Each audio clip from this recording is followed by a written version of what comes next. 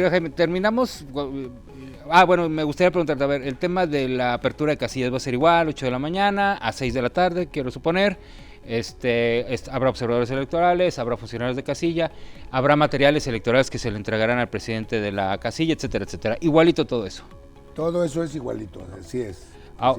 Ahora, a la hora de votar también yo voy a llegar, van a marcar mi credencial, voy a votar, después me van a entintar el dedo, voy a salir y todo, hasta ahí estaremos normales, ¿no? Sí, nada más con una precisión. Ajá. Cuando votamos en las elecciones tradicionales, el dedo nos lo entintan hasta el final. Ajá. Ahora lo van a entintar al principio. Ok. Entonces, pero va a haber entintado. ¿Cómo? ¿Por qué?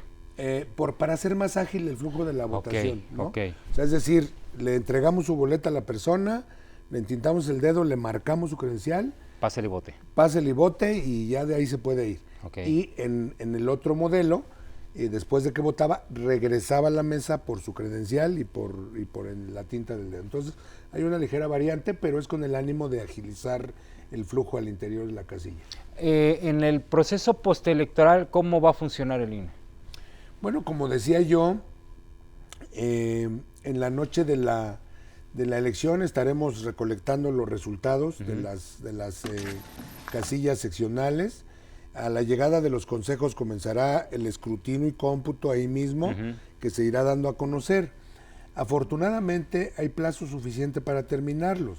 Es decir, vamos a tener, en su caso, hasta 12 días continuos para terminar el cómputo. Hay que recordar... A diferencia de la elección del Ejecutivo Legislativo, que pues era más rápido, ¿no? Sí, la elección tradicional, recibimos los paquetes en la noche, capturamos resultados preliminares y nos vamos a dormir, digamos, ¿no? Y el cómputo oficial lo empezamos el miércoles siguiente, ¿no? Okay.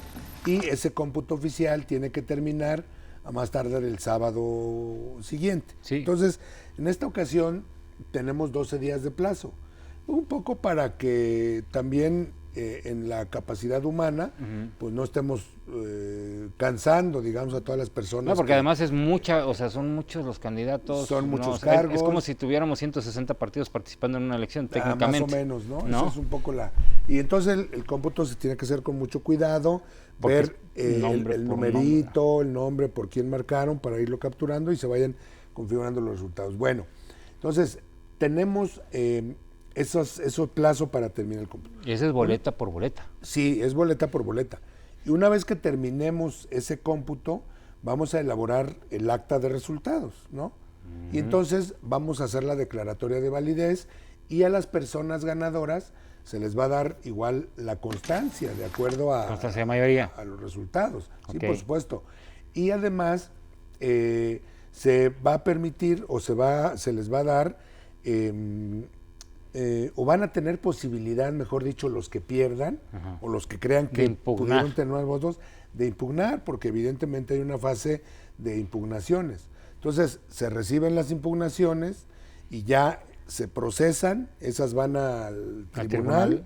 Al tribunal electoral. Al tribunal electoral. Y el tribunal dirá la última palabra. Nosotros vamos a definir también cuestiones de género, de acuerdo a las mujeres que ganaron, los hombres, para justo equilibrar que sean 5 mujeres las que ganaron, en el caso de ministros, 4 hombres.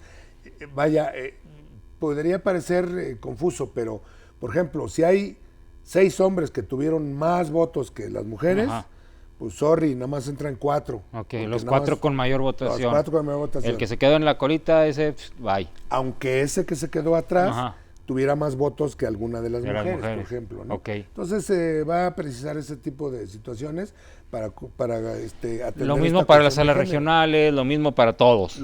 Tiene que haber paridad, ¿no? Y por eso el INE va a entregar las constancias de ganadoras en función de esa paridad de género. ¿Qué pasa si, por ejemplo, estoy hablando de un supuesto muy extraño, pero ¿qué pasa si ninguna mujer alcanza votación y solamente son hombres? Te estoy diciendo una tontería. ¿Ahí cómo operaría? Bueno, pues eso es un tema muy interesante que esperemos que no pase, ¿no? Pero efectivamente... O al revés, ¿no? Que haya, sean puras mujeres y... Sí, pero efectivamente, mira, qué caso tan interesante, porque digamos que si la votación de alguno de los géneros es baja, de todos modos entran los que tengan, aunque sea poquita votación. Ok. ¿No? Nada más con que hayan votado. Nada más que hayan recibido votación. Ajá. Si ninguno recibe, por ejemplo, 0 votos de todos los hombres, por decir, bueno, pues es un tema muy digno de que se analice, porque claramente se establece que deben ser 5 mujeres y 4 hombres. Entonces, yo creo que eso se dirimirá ya en el seno o bien del Consejo General o incluso en los tribunales, ¿no? Así es, definitivamente. Ahora, las constancias de mayoría, ¿cuándo se entregan? O sea, se vota el 1 de junio, eso es bien importante, no hay que olvidarlo. 1 de junio es el día de la elección para el Poder Judicial por primera vez, porque siempre elegíamos Poder Ejecutivo y Legislativo. Hoy por primera vez vamos a elegir a la gente del Poder Judicial. 1 de junio. ¿A partir de cuándo, por ejemplo, pueden hacer campaña? ¿Quién es? Bueno, es el 30 de marzo. Campaña entre comillas, ¿verdad? Sí, el 30 de marzo. Promoción de eso. Del 30 de marzo al 28 de mayo, son 60 días. 30 de marzo al 28 de mayo. Que se permite que hagan algunos actos de 3 meses técnicamente. Dos meses. Son, pero 30 de marzo. Es que son 60 días. Son 60 días de campaña. Así es. Termina la campaña el 28 de mayo y el 1 de junio nos toca elecciones. O sea, es decir, hay un periodo de reflexión, por así decirlo, del 28 al 1. Y es el mismo que criterio. No pueden hacer absolutamente ningún pronunciamiento de nada en ningún lado. Correcto, es el mismo criterio del periodo de reflexión, y que tampoco en ese tiempo nadie puede hacer ya o publicar encuestas o difundirlas. Por cierto, tampoco pueden comprar encuestas para estarlas difundiendo. Si yo de moto propio se me ocurre hacer una encuesta... bueno, tú lo puedes hacer, nada más entregando el estudio al INE. Diciendo, lo hice por mi cuenta y esto no me lo pagó nadie ni me lo pidió nadie, y aquí están las constancias y yo lo puedo hacer, ¿no? Sí, para que tú definas tu estudio metodológico y lo entregues no al INE. vaya a ser que yo quiera apoyar a alguien, ¿verdad? Y ande haciendo encuestas para... Porque, por ejemplo, hay consultas de percepción que hacen muchos medios de que ¿quién te gusta más? Chuchito, Pedrito, ¿no? Y el 60% votó que Chuchito y 40% que Pedro. Eso no es una encuesta, eso es una consulta, nada más de preferencia de algo, ¿no? Pero ya cuando es una encuesta con todo el rigor metodológico científico, ese estudio se tiene que entregar al INE, independientemente de que lo haga algún medio o alguna persona física en particular, moral, sí, porque hay gente que a eso se dedica incluso. Así es, ¿no? En el tema de participación en medios, por ejemplo, entrevistas y demás, lo decíamos ahorita, siempre y cuando no haya un pago de por medio y haya una constancia de invitación. Sí, es lo recomendable. Es lo recomendable, y es recomendable que los medios que estén participando más activamente en estas partes, por ejemplo, si organizan algún debate, pues que procuren ser inclusivos para atraer a los demás, o si están invitando alguna de las candidaturas, pues de igual manera tratar de ser equilibrado para que haya esa posibilidad, ¿no? Por ejemplo, en el tema de delitos electorales, caeríamos, por ejemplo, supuesto cuando haya, por ejemplo, violencia política de género y cosas por el estilo. Eso también aplica en este proceso. También aplica el tema de la violencia política contra las mujeres en razón de género, o no solo contra las mujeres, por género. También, por supuesto, si alguien hace acarreos, si alguien se roba las urnas, si alguien altera, las bardas, que ese es todo un tema. Ahí, ¿cómo aplica el tema de las bardas? Pues mira, vamos a tener personal de fiscalización. Por supuesto que va a estar haciendo recorridos de igual manera para estar detectando publicidad, ya sean espectaculares, bardas, lonas, y si la persona candidata no nos da una explicación suficiente de por qué están esas bardas, pues eventualmente pudiera acreditarse que él las mandó a poner, o a través de interpósita persona, o a lo mejor algún espontáneo que de esos que luego salen. Y que eso puede, más que ayudar a la persona candidata, no, pues lo va a perjudicar, ¿no? Porque lo puede poner en su puesto de estar cometiendo un delito. Así es, ¿no? Entonces, ¿qué pasa si yo pago un espectacular? ¿Eso no lo puedo pagar yo de mi bolsa? No, porque tampoco puede recibir ese apoyo a través de terceras personas, ¿no? Ok, aunque lo pague yo. Sí, aunque lo pagues tú. Porque ese gasto se contabilizaría y entonces determinaría que...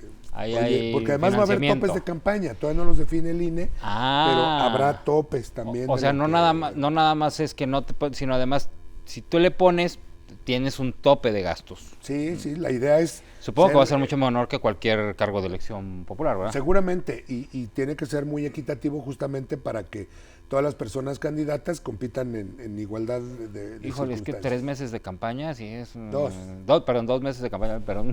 2 meses de campaña, pues sí es carito, ¿no? O sea, nomás los traslados, por ejemplo, ¿no? Tenerte que trasladar... Yo creo que va a ser un buen ejercicio para que pasando esta primera experiencia... Ese laboratorio de... Se analice qué se puede hacer, porque además se va a elegir el 50% de los cargos y el otro 50% se va a elegir en 2027, ¿no?